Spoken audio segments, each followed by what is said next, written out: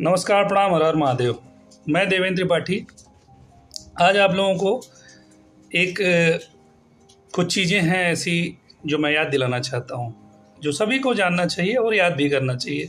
खैर, आप लोग क्यों ही याद करेंगे। आप लोग को तो बहुत सारा खतरा है, देश खतरे में है।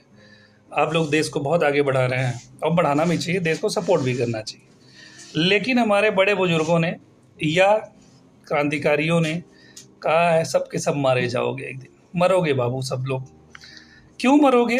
क्योंकि जब सही समय पे सही उपचार नहीं होता किसी बीमारी का, तो वो आपके लिए भयानक होती है, वो आपको मारती है।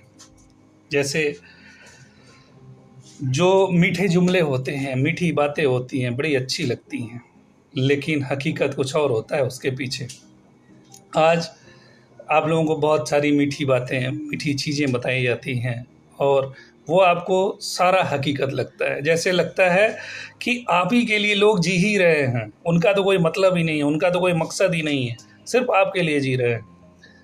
कभी आपको 56 इंच का सीना दिखाया जाता है, कभी लंबा कद दिखाया जाता है, कभी विश्वगुरु का सपना दिखाया जाता है, तो कभी आपका जीवन या आपका धर्म खतरे में दिखाया जाता है, खतरे में बताया जाता है।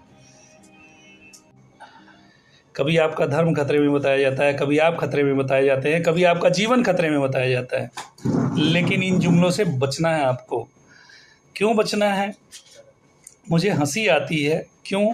क्योंकि इस देश का एक बड़ा हिस्सा अपना उन जुमलों के सामने मस्तक झुकाए खड़ा है।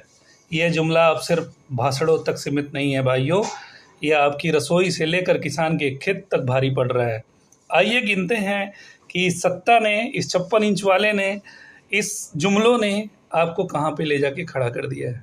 हर समय आपके भरोसे ही क्यों छोड़ दिया जाता है? हर समय आपके ऊपर ही क्यों छोड़ दिया जाता है? हर समय आपको आत्मनिर्भर ही क्यों बनाया जाता है? सरकार का भी तो कुछ दायित्व होता है, नेताओं का भी तो कुछ दायित्व होता है, या सब कुछ जनता का ही दायित्व होता है?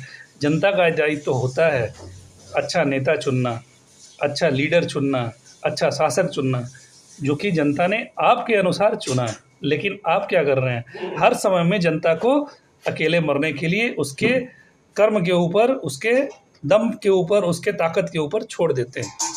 ठीक है, क्या ये सही है? आइए आपको गिनाते हैं एक एक करके कि कब कब आपको छोड़ दिया गया, कब कब आपको बेसतर किया गया, बेदीन किया गया, आप ही के चीज़ को आपके पास तक नहीं जाने दिया गया। सबसे पहला झटका शुरू हुआ नोटबंदी। ये कह के नोटबंदी की गई कि काला धन बहुत ज़्यादा हो